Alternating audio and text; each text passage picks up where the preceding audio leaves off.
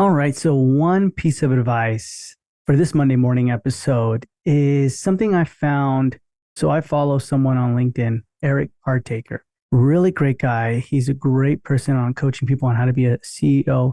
And I'm going to share my screen now. So, if you're watching or if you're listening to this on the podcast, you can continue to listen, right? But at the same time, I want to show you just so you can see it. So, this is a little bit, might be controversial, might not be, but exit interviews. My opinion, same, what I've kind of read from this guy is exit interviews are reactive and they're too late.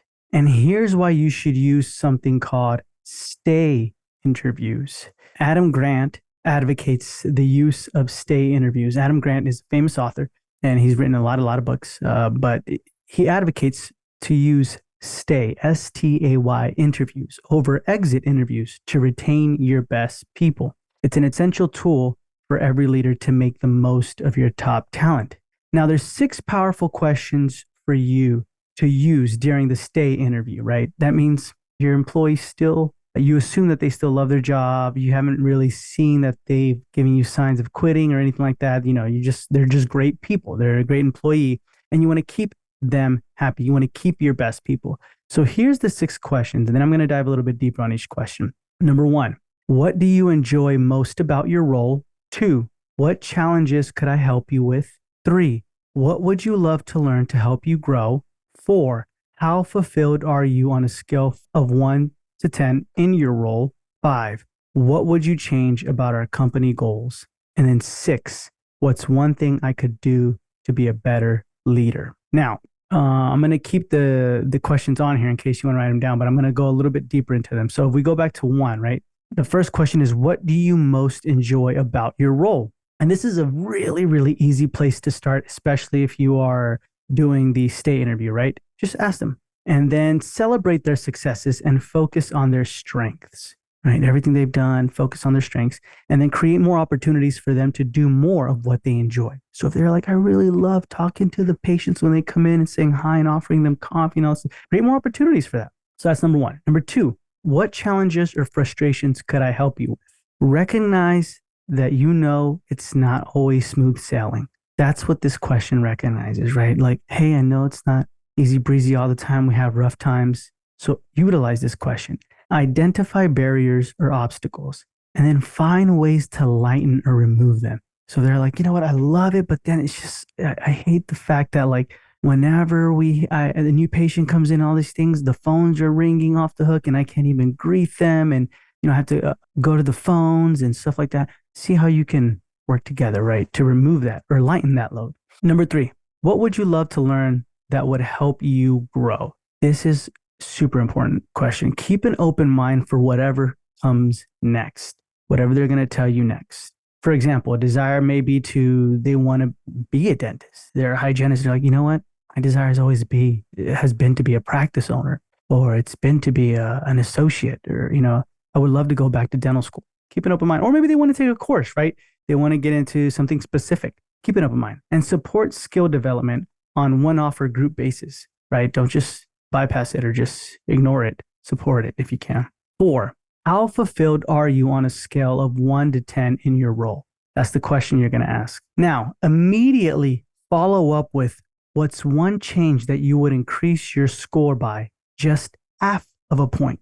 So the first question, remember, number 4, hey, so how fulfilled are you on a scale of 1 to 10 in your role? And if they tell you 9, if they tell you 8, 7, 6, then say like, what's one change that would increase your score by just half of a point? And then hear them out. And keep asking, what else? Adding additional half points, right? Okay, what?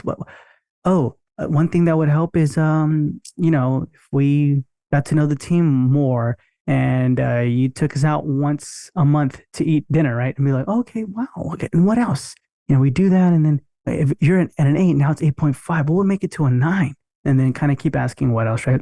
Take special note of anything not previously mentioned. Number 5, if you could change our company goals, what would you start doing or stop doing?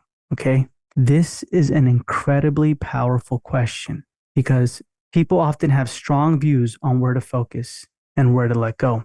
So even if you don't agree, the person will feel valued and heard. you definitely want to slip in this question. If you could change our company's goals, what would you start doing? Or what would you stop doing? And be open to it. Listen to them. And number 6, what's one thing I could do to be a better leader for you? And then what's the next thing, right? Here, it's a simple, straightforward, but equally powerful question because if you want to know how you're doing as a leader, you need to ask those that you lead. So, these questions will help you during the stay interview. And it most importantly will help those team members in your team who you just absolutely love. It'll teach you to keep your best people, right? This is data you're collecting, you're going to start utilizing and implementing in your practice to make sure your culture, team environment, the positivity, the optimism, all that stuff is shining all the time. And they're performing their best. They're seeing this as from a job to a career to a place that they absolutely love. Exit interviews, on the other side, they're reactive, right? They're incomplete and it's way too late. But stay interviews, they're proactive and empowering. They uncover needs, concerns, and aspirations. They address potential issues before they blow up. Huge. And they boost morale, unlocking greater potential. Ask yourself, which type of leader do you want to be? Which type of culture do you want to create? How important is it to retain your best people? That's the most important question.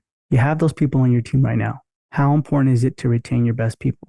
You can call these like performance reviews, or you can just call them stay interviews, right? When there's no performance to review or anything, they're doing fantastic, they're doing great, they're at their top of their level, do a stay interview. Work stay interviews into your leadership toolkit. Conduct them regularly, listen to their responses. Most importantly, act. Act on the feedback. You will improve retention and create a positive culture, and both your people and company will thank you. So those are my thoughts on stay interviews over exit interviews. Let me know your thoughts. Do you agree, disagree? Let me know if this has helped. The questions will be in the show notes below as well. And as always, thank you so much for tuning in. If you want to know about this episode or further episodes, you can definitely join the Facebook group, The Dental Marketer Society. And at the same time, I'm also going to put these questions in the Facebook group as well. So you can check them out in the show notes below, or you can join Facebook group as well. Thank you so much for tuning in, and I'll talk to you in the next episode.